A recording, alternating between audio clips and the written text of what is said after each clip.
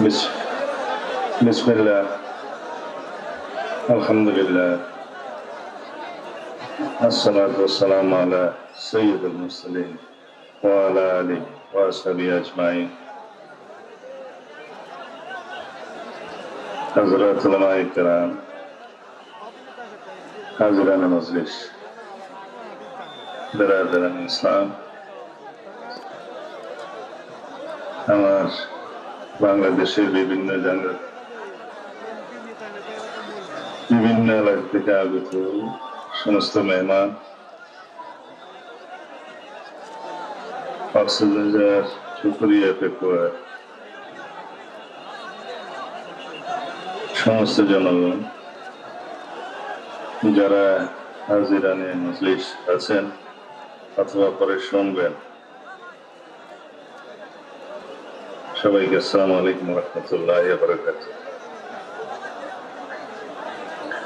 আমি আজকে আপনাদের সাথে সশরীরে শামিল হতে পারি নাই, শরীক হতে পারি নাই, সেই জন্য দুঃখ প্রকাশ করছি।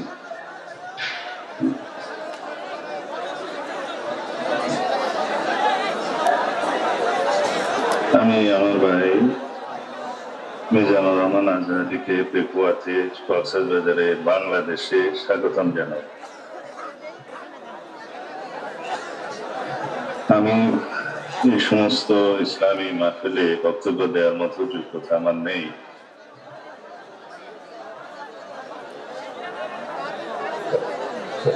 আমি খুবই আনন্দিত হয়েছি যে আজহারি সাহেব বাংলাদেশে আসার পরে প্রথমে পেকুয়াতে মাহফিলে উপস্থিত হয়েছেন। বাংলাদেশের বর্তমান পরিস্থিতিতে এই মাহফিল আয়োজন করা সম্ভব হয়েছে, যা 1 বছর আগে কল্পনা করা যেত না।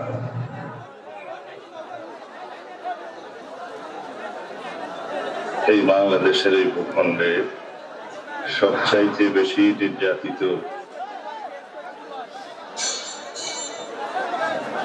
আমি মনে করি বাংলাদেশের মুসলমান। বাংলাদেশের আলেম সমাজ যে ত্যাগ স্বীকার করেছে, যে নির্যাতিত হয়েছে, নিপীড়িত হয়েছে এবং নির্বাসিত হয়েছে, মাওলানা আজহারি সাহেব নিজেই সেই নির্বাসিতদের এক। আমি বহু বছর নির্বাসিত জীবন কাটিয়েছি।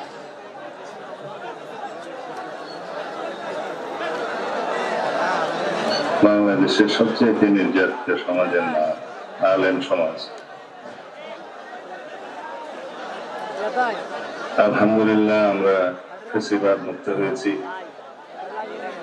ইসলাম বিদ্বেষী, আলেম বিদ্বেষী অবৈধ সরকারের কবল থেকে বাংলাদেশ মুক্ত হয়েছে, দেশের মানুষ মুক্ত হয়েছে। এই মুহূর্তে আমাদের সবচেয়ে বেশি প্রয়োজন বাংলাদেশের সকল মানুষের ঐক্য।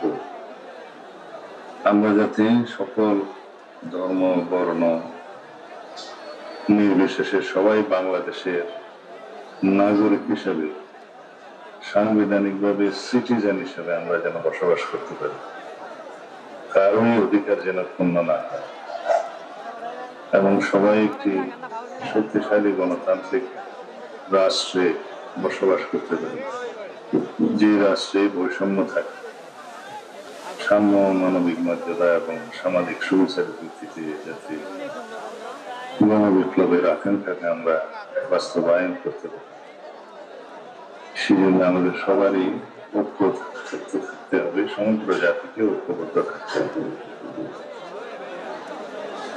আমি জানি না আপনাদের সাথে আমার এই কথোপকথন কিভাবে হচ্ছে, মাঝে মধ্যে মনে হয় যে শোনা যাচ্ছে না।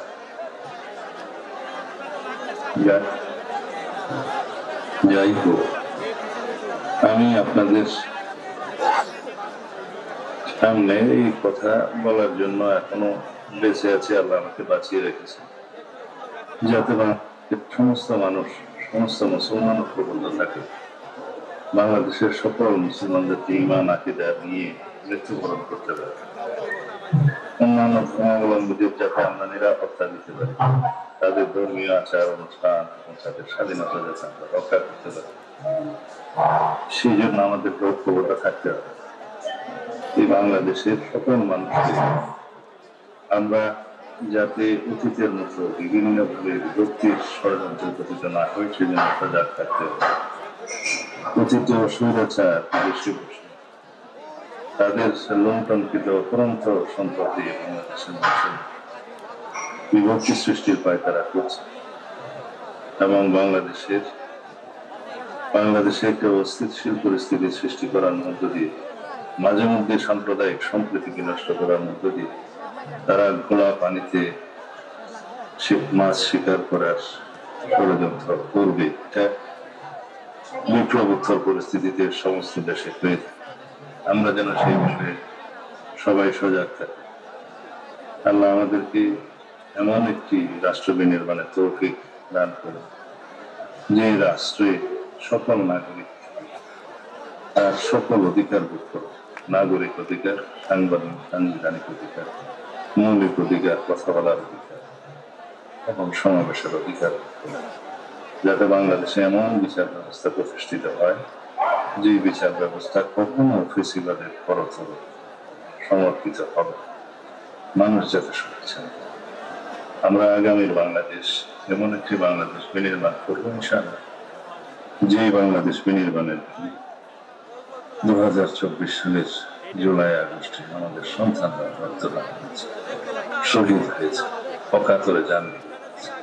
সুতরাং আমাদের দায়িত্ব অনেক বেশি। আমরা যারা বেঁচে আছি, আমাকে আল্লাহ রাব্বুল আলামিন হয়তো এই জন্যই বাঁচিয়ে রেখেছেন যে বাংলাদেশের মানুষের সেবা করে দিতে পারে, বাংলাদেশের শক্তিশালী গণতান্ত্রিক রাষ্ট্র বিনির্মাণে ভূমিকা রাখতে পারে এবং আক্রমণ জনসাধারণ সেবা করতে পারে, দ্বীনি প্রতিষ্ঠান এবং দ্বীনের খেদমত করতে।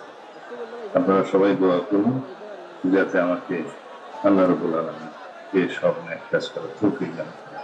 আমি আর সময় নেব না, আপনারা আমার ভাই জনাব আজহারী সাহেবের বক্তব্য শুনেন এবং বাংলাদেশে সেই হিসাবে তারা নিজেদের আমল করার চেষ্টা করবে।